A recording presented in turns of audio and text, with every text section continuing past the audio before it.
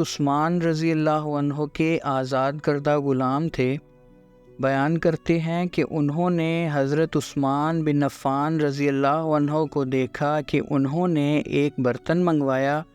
اور اپنے دونوں ہاتھ 3 بار پانی ڈال کر دھوئے، پھر اپنا دایاں ہاتھ برتن میں ڈالا اور کلی کی اور ناک صاف کیا، پھر اپنا منہ اور اپنے دونوں ہاتھ کوہنیوں تک 3 بار دھوئے، پھر اپنے سر کا مسح کیا، پھر اپنے دونوں پاؤں ٹخنوں تک 3 بار دھوئے، پھر کہا کہ رسول اللہ صلی اللہ علیہ وسلم فرماتے تھے کہ جس نے میرے اس وضو کی طرح وضو کیا